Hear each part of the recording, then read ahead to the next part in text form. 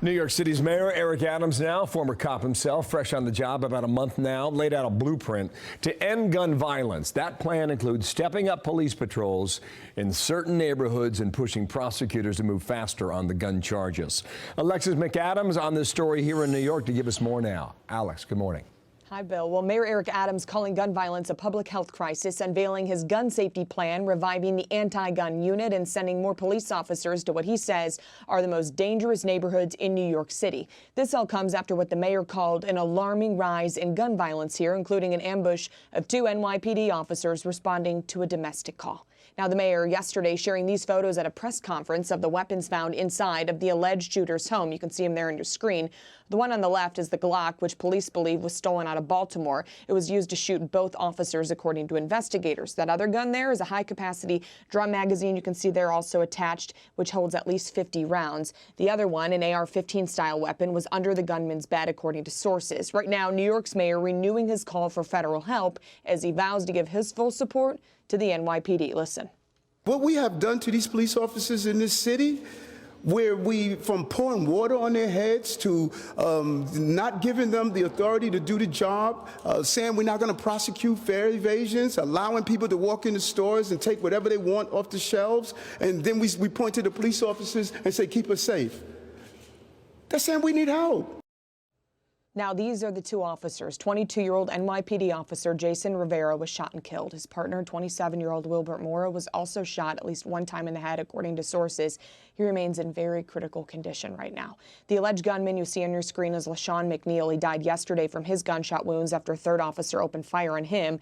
McNeil had quite a rap sheet. He was on probation at the time of the shooting as well. Adams saying he will work to change the laws concerning bail for defendants. Also now, Manhattan's new district attorney, Alvin Bragg, who we've been talking about, he was criticized for being soft on crime since day one in office. He says he now supports the mayor's plans. The New York Times reporting that Bragg says he would actually prosecute gun crimes aggressively in apparent response to the pushback to his controversial policies announced when he took over. Now, the mayor calling on courts and state lawmakers to take gun offenses more seriously.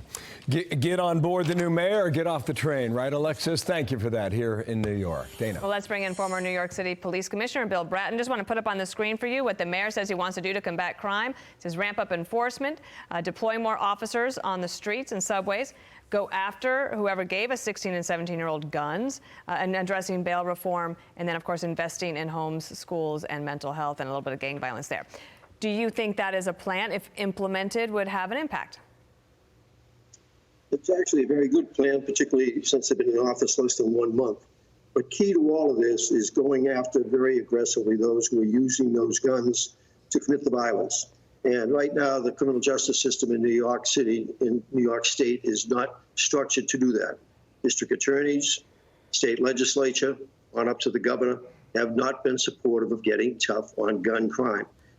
There's a clarion call now from this mayor. Let's see who gets on board with them. Eric is the right man at the right time, but I'm not sure about the rest of the political establishment in New York State. Wow, interesting there. Let me come back to the DA in a moment here, but his plan will go after 30 police precincts where 80% of the city's violence takes place. They used to have a whole unit that did this for us, and the previous mayor bent to the progressive left and dissolved all of it, Captain.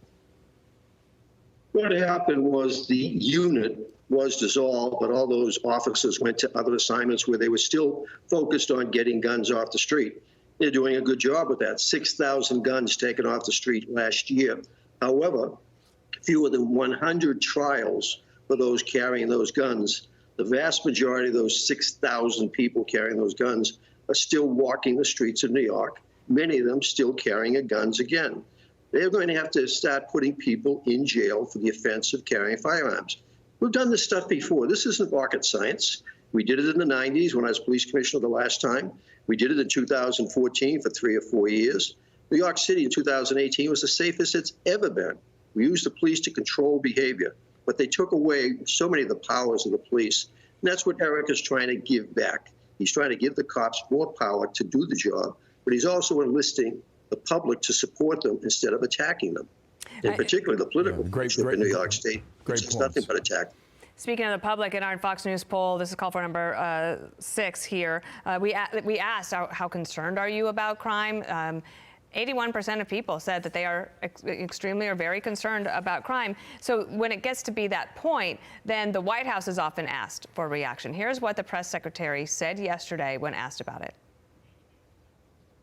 Gun violence is a huge reason for the surge in crime. Underfunding of some police departments and their need for additional resources, something the president has advocated for consistently through the course of his career. That's something we know we need to take action on. I think more resources for police departments, I think, would probably always be welcome. Do you think that will help? And also, the thing that I wonder about is, you have with the progressive prosecutors, that's not a money issue, that is a policy issue. In '94, as police commissioner, when Biden supported the crime bill, I was the beneficiary of those 100,000 more cops, tens of millions of dollars for better training. Same thing in 2002 when I took over the LAPD. More cops, more federal support for it. We've done this before. We forgot how we did it the last time. We just need to dust off the old plans and put them out. And effectively, that's what Eric is doing. But the federal government can play a key role here, as they did back in '94. But right now, they're still veering too much to the left in so many of their policies. They need to get back to center. Bill Bratton, thank you, sir. Former police commissioner here in New York City. You know the issue as well as anyone.